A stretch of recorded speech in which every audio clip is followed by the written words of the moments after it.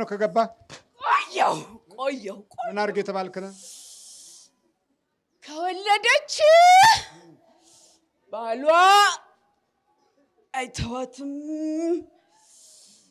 እኔ ስለምፈልገው ባሏን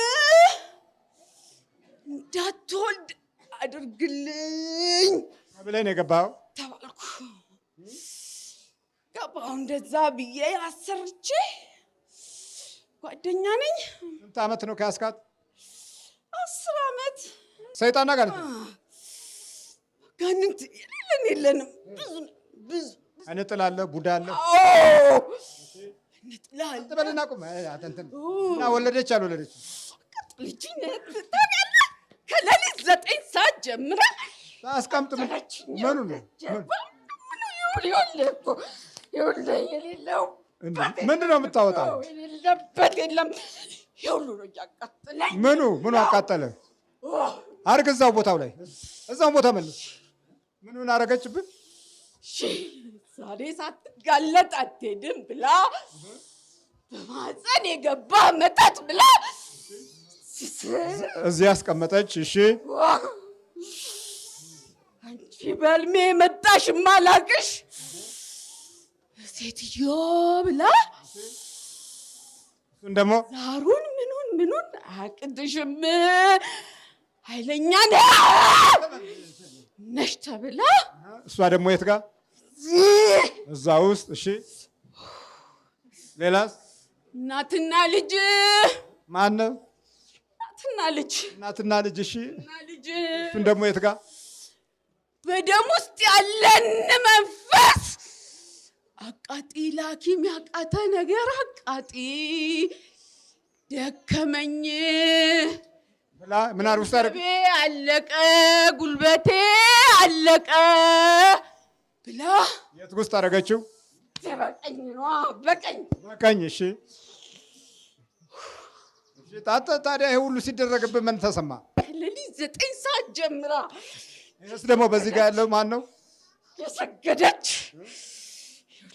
ማነች እመቤታችን አይኔ ጥፋ ብላኝ እኮ አይኔ ጥፋ አለችኝ በጸሎት እና ሁሉም ጋር አረገችብህ በቃ እንዳለ አሁን ለሽንቷ ብዬ አወጣኋትና ወደታች ወረድኩ ነገር ስንት ናችሁ በዘጠኝ ዛር አለ የእናት አባት የአያት ነኝ የአያት ዛር ስንት ዓመት ነው ከያስካት ከተወለደች ጀምሮ አለሁ ከተወለደች ጀምሮ አብረን ያደከው አደኩኝ አልገበር ምን አለል በቃ ሲጥሉት አያትዮ ተወዳታለች ቆርባለች አያት ላክስት ሰጠች እኔ ግን እሷን ፈለኳ በቃ የቤተ ክርስቲያን ልጅ ነበረች እሷ ገባ መጣሁ ገብተህ ምን አረካት አንዳንዴ ስትፈልግ ምን ታረጋታል ትኝት ስንት ናችሁ ጠቅላላ ትኝት ስንት ናችሁ ብሩን ያስቀምጥላት መሳፈሪያዋን የበረከት ብላ እኮ ነው እዚህ ያዋረደችኝ እኮ ይዳብሱኝ ተቃጠልኩ የበረከት ሲባል ልሂድ አምልጬ ሄጄ ዛሬም ላምልጥ ነበር አንተ አያሉ ምነው አለችው ፍታኝ እንጂ አምጣ የበረከቱ ትናደዳለህ እንዴ አልናደድም ወረደኝ በሱ ሰበብ ነው የመጣሁት እኮ በዚህ በበረከቱ ስንት ልጅ እንደገደልኩበት ታውቃለህ ስንት ልጅ ገለሃል ጎበዝ ነኝ እኮ ዘንድሮ ብቻ አሰናክል ነበር ስንት ልጅ ገለሃል ነው እኮ አንዴ 5 ወደ 6 እሺ 5 ወደ 6 ላይ ደምሽ ከፍ አለ መተኛት አለብሽ ብላ ዶክተሯ ጥቁር አንበሳ አንዱን ቀጠልኩ በአመቱ እሺ የ8 ወር ደረሰ እንደምንም የ8 ወር እንደምንም የ8 ወር አዎ ከዛ በኋላ ደግሞ እሱን ደግሞ እንደዚሁ ደምሽ ከፍ አለ፣ ዋሽርጡ የለም፣ የሚመገበው ሲያጣ ዋሽርጥ ጠጣ እና መውጣት አለበት ተባለ። ከዛ በኦፕራሲዮን የ8 ወር ወጣ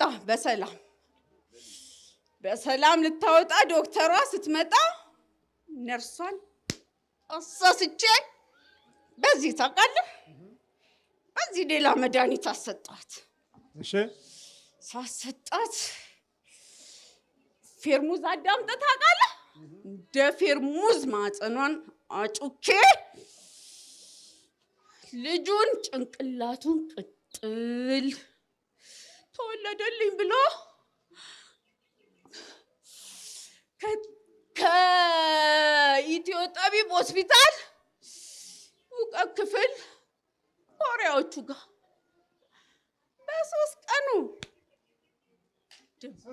ስንት ልጅ አስወረድክ ነው የምልህ? ሲቀጥል 3 እንደገና አሁን አረገዘች ደግሞ እስቲ አለች።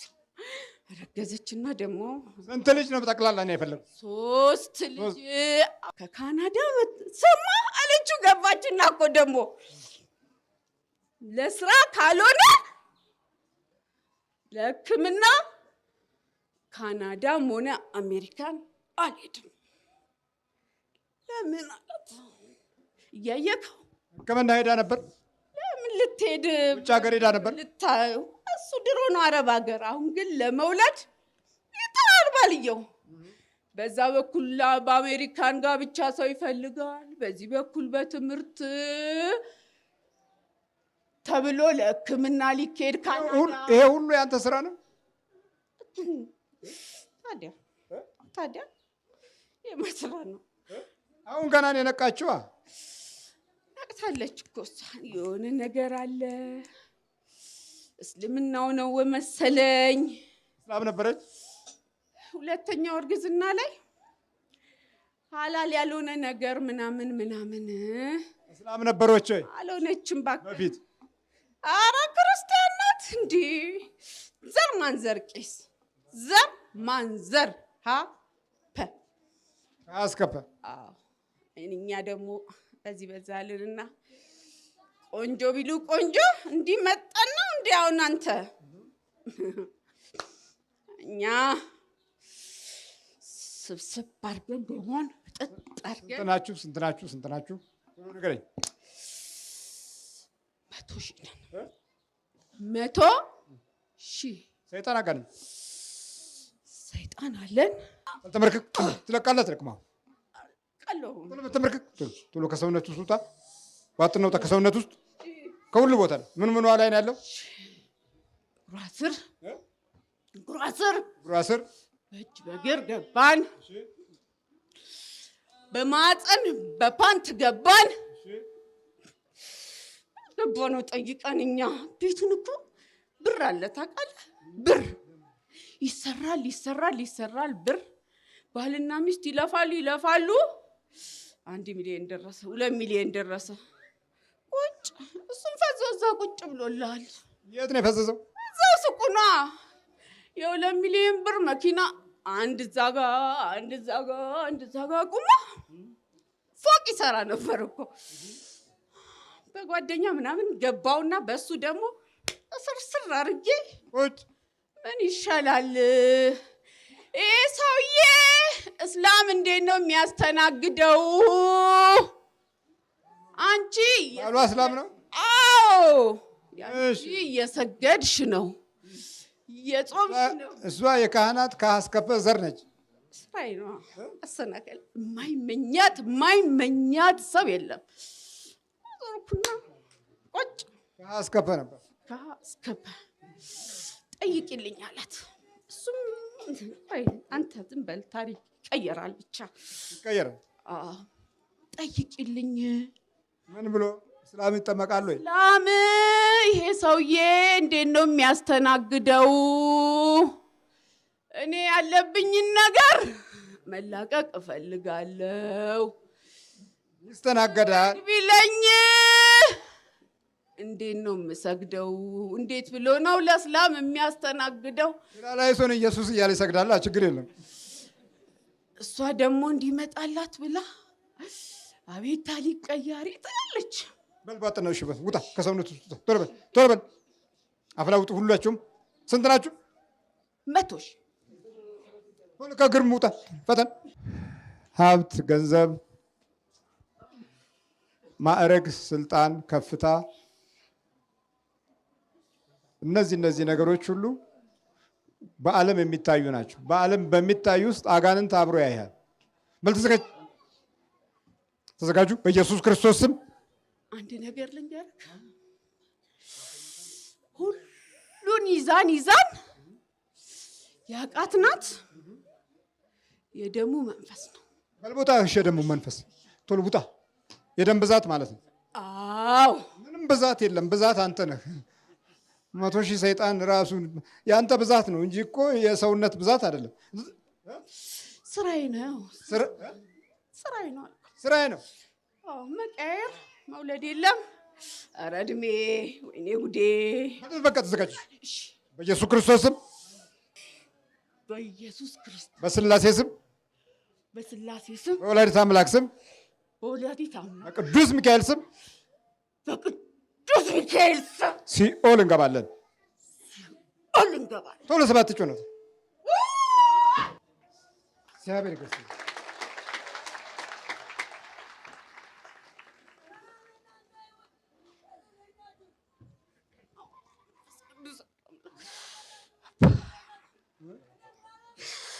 ማነሽ? ማነው ስምሽ? ይዘበራረቃል። መምታታት፣ ማዘበራረቅ፣ ነገሮችን ማበለሻሸት፣ መስመሮችን ማሳጣት፣ የሚቀጠለው የሚቆረጠውን ነገር ሁሉ ማጥፋት ከዲያብሎስ አሰራር ስልት ውስጥ ዋነኛው ነው። ማነው ስምሽ? ዮዲት። እሺ ዮዲት፣ እንዴት ነው? እግዚአብሔር ይመስገን። እግዚአብሔር ይመስገን። ስንት ልጆች አሉሽ? ውይ ምንም የለኝም። ስንት ጊዜ ወረደብሽ? 3 ጊዜ። የ3 ወርና የ6 ወር፣ የ8 ወር፣ የ5 ወር፣ ከ5 ወደ 6። ከ5 ወደ 6። ምንድነው ስዕሎቹን የምታደርጊው? በቃ እንዲያቃጥልልኝ ብዬ። መኖራቸውን አወቅሽ? አወቅኩኝ። እዚህ ከመጣሁ በኋላ ጠየቅኩ። 5 ጊዜ ይሰገዳል፣ 5 ጊዜ ጾምና ጸሎት ያስፈልጋል ምናምን ብላ አንድ ልጅ ነገረች። ከዛ ስግደት ጀመርኩ። በቃ ስግደት ጀመርኩኝ። እየሰገድኩ ለሊት 9 ሰዓት ተነስቼ ሰግዳለሁ። አርጋኖን ግዢ ያለችኝ አርጋኖን ገዝቼ እዚህ ፕሮግራም ተከፈለ። አማኑኤል ጸበል ሄዳለሁ። 2 ወር ከ15 ቀን ይሆነኛል። ባልሽ አይመጣም? 2 ቀን መጣ እና ምን አለ? ይህ ሰውዬ በጣም ታምረኛ ነው አለ። በቃ ይህ ሰውዬ በጣም ታምረኛ ነው። እንዲህ እኮ በሙስሊምም አለ፣ ግን የዚህ ደግሞ የተለየ ነው። በሙስሊምም አለ፣ ግን የዚህ የተለየ ነው አለ። የተለየ ነው በጣም። እንዴት ነው የሚያስተናግደው? አሁን እኔ እስላም ነኝ። እንዴት ብሎ ነው አንተ እስላም? አንተ ብትሆን ሴጣኑ እስላም ይሁን ክርስቲያን አይታወቅም። ናና ሴጣኑ ነው በኢየሱስ ስም ብሎ የሚወጣው። ስለዚህ ናና ቅድሚያ ይሰጣሉ እንደውም አልኩት። ለሙስሊም ቅድሚያ አለ እና ለአስተናጋጆቹ እነግርልሃለሁ። ናና ገብተክ ሲነኩ ካለብህ ትጮዋለህ ወይ ስትጠራ ትጮዋለህ እኮ አልኩት። እሺ እንደዚህ ገንዘብ ይዞ ብር ይዞ ግራ መጋባት፣ እኔማ አለ አንድ ነገር አለ። አዎ እግዚአብሔር ይመስገን እንሰራለን። አባ መኪና ስፔር ፓርትና መኪና ነጋዴ ነው። ይሰራል። ሁልጊዜ ነው በቃ አብረን ችግር ነው የምናወራው። በቃ የሚወራው ችግር እንደዚህ ብሎ ይደመራል፣ ይቀነሳል። ግን መልሶ ምንም ተሳስሮ ቁጭ በቃ ገንዘቡ አልጠፋም። 100 ሺህ ይሸጣል እየሳቡ 10 ሺህ 5 ሺህ ምን ሲል ያልቃል። ዋጋ የለው ምንም። በይበርች ያው እንግዲህ ወደዚህ መጣና ሲሰገድም ኪራራይሶን ኢየሱስ ካልከው ይወጣል። በይው ይዤ እመጣለሁ። ይዘሽው ነው። እግዚአብሔር ይስጥልኝ። መጽሐፉንም አርጋኑን በደንብ ገዝተሽ መጸለይ ነው። ስትበሉ ስትጠጡ በስመ አብ ወወልድ ወመንፈስ ቅዱስ ስትሉ ልብስም ስትለብሱ የትም ስትገቡ ጸሎት ስትጸልዩ መናፍስቶቹ እዚህ ላይ ሆነው ያያሉ እና ይበሳጫሉ። ለምሳሌ ምግብ ስትበሉ በስመ አብ ብላችሁ የምትበሉ ከሆነ ወይኔ በፊት እኮ በስመ አብ ሳይል ሲበላ አብረን ነበር የምንበላው ብለው ይቆጫሉ፣ ይናደዳሉ። ሁለተኛ ነገር ደግሞ ብዙ ጊዜ ልትበሉ ስትሉ የምታዛጉ ሰዎች አባታችሁ ነው እያላችሁ ማለት እስቲ ሞክሩት በተደጋጋሚ ይሄን ነገር ለ7 ቀን ወይም ለ14 ቀን ዝም ብላችሁ ሳትረሱ። በእርግጥ ይሄን ትምህርት የምታዳምጡ ሳትጸልዩ አትበሉ፣ ግን እንደ ልምድ ለሌሎችም ሰዎች እስቲ ይሄን ልምድ አካፍሏቸው። በስመ አብ ወወልድ ወመንፈስ ቅዱስ አሐዱ አምላክ ብላችሁ አባታችን ሆይ በሰማይ የምትኖራችሁ ገበታ ፊት እየጸለያችሁ ስምህ ይቀደስ መንግስትህ ትምጣ ምናምን እንደዚህ ያስብላል አይደል? በሰላም ቅዱስ ገብርኤል ምናምን ቆይቶ ማለት ሰላም ለኪ ሰላም ለኪ ብሩንታ አንቲ ማለት ምናምን እንደዚህ ያስብላል። እና ምንድነው ስትሉ አብሮ ሊበላ የነበረው መንፈስ በጸሎት ተያዘ ማለት ነው። ስትጸልዩ አብሮ አይበላም ማለት ነው። ወይኔ ይላል ይነሳል ከእናንተ ላይ አብሮ ሊበላ አይችልም። ምግቡም ይስማማችኋል፣ ጨጓራ በሽታም አይሆንም። ምግቡም ይስማማችኋል ለአካላችሁ ለሰውነታችሁ ለጥጋብ ሳይሆን ለስግደትና ለቁመተ ስጋ ያክል ወይም ደግሞ እንደ እግዚአብሔር ለማመስገን ያክል ይሆንላችኋል ማለት ነው። አለበለዚያ የምትበሉት ምግብ ዝም ብሎ ግብስብሱ ይገባል። ፊታችሁ ቆንጆ ሆኖ አምሮበታል፣ ነፍሳችሁ ደግሞ ጥቁር ሆናለች። ከሃይማኖት ርቃ ሮብና ዓርብ ተበልቶ ጾማው ተቆርጦ ጠጁ ተጨልጦ ይባላል በአባቶቻችን። እንደፈለጉ ይበላሉ። የሚገርም ሲዩት የሆነ ከረባትና ሱፍ ያደርጋሉ። የሚያማምር ልብስ ይለብሳሉ። ድንቡሽቡሽ ብሎ የሚያማምሩ ወንዶች አይታቸው፣ ሴቶቹ ደግሞ ቆንጆ የሚያማምሩ አለባበስ ሴክሬታሪ ቆንጆ ቀሚስ ያደርጋሉ። ጥፍራቸው ምናምናቸው የተቀባብቶ በቃ የሚያማምሩ ናቸው። ግን ስጋቸው ነው የሚያምረው። ነፍሳቸው ላይ ስትመጡ ወይም ነፍስ ላይ ስትመጡ የለም። ስለዚህ ባርከን በምንበላበት ሰዓት የተመጣጠነ የሆነ ሰውነት ይኖረናል። ለምን? ለስግደት እንነሳሳለን። ውፍረታችንም ከመጠን በላይ አይሆንም። አያችሁ። ስለዚህ የራሱን የቻለ ስግደት ትልቅ ጥቅም አለው። ጸሎት ትልቅ ጥቅም አለው። ባርኮ መብላት